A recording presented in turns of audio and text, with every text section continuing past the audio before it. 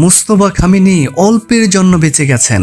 ইরানের নবনিযুক্ত সর্বোচ্চ নেতা মুস্তফা খামেনি যুক্তরাষ্ট্র ও ইসরায়েলের সেই ভয়াবহ হামলা থেকে অল্পের জন্য বেঁচে গেছেন, যে হামলায় তার বাবা আয়াতুল্লাহ আলী খামেনি ও পরিবারের অন্য সদস্যরা নিহত হয়েছেন।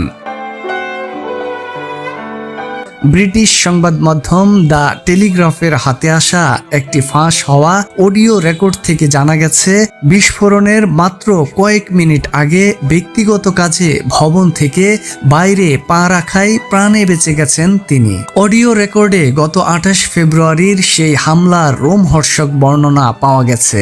এতে বলা হয়, হামলায় ইরানের সর্বোচ্চ নেতা আয়াতুল্লাহ আলী খামেনি, পরিবারের বেশ কয়েকজন সদস্য ও তার শীর্ষস্থানীয় কর্মকর্তারা নিহত হন।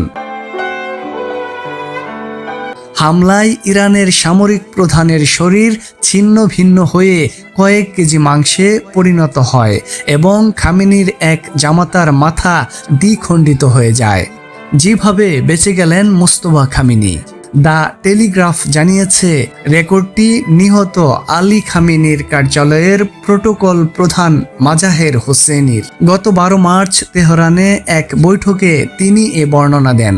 প্রতিবেদন অনুযায়ী খামেনি পরিবার ও ইরানের শীর্ষ নেতৃত্বকে একসঙ্গে নির্মূল করার এক সমন্বিত পরিকল্পনার অংশ হিসেবে গত 28 ফেব্রুয়ারি স্থানীয় সময় সকাল 9:32 খামেনির বাসভবনে হামলা চালানো হয়।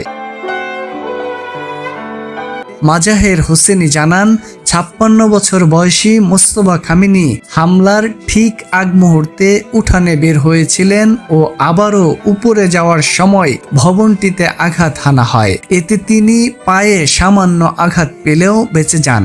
আয়াতুল্লাহ আলী খামেনির অন্য ছেলে মুস্তফা খামেনিও হামলার সময় কাছাকাছি অবস্থানে ছিলেন। তিনি ও তার স্ত্রী অক্ষত অবস্থায় বেঁচে ফিরতে সক্ষম হয়েছেন। হোসেনি জানান, ওই হামলা এতটাই শক্তিশালী ছিল যে ইরানের সামরিক প্রধান মোহাম্মদ সিরাজির দেহ ছিন্ন ভিন্ন হয়ে যায়। তাকে শনাক্ত করার জন্য শুধু কয়েক কেজি মাংস অবশিষ্ট ছিল। এছাড়া খামেনির জামাতা মেজবাহ আল হুদা বাঘেরি কানির দেহ পাওয়ার সময় দেখা যায় তার মাথা দ্বিখণ্ডিত হয়ে আছে।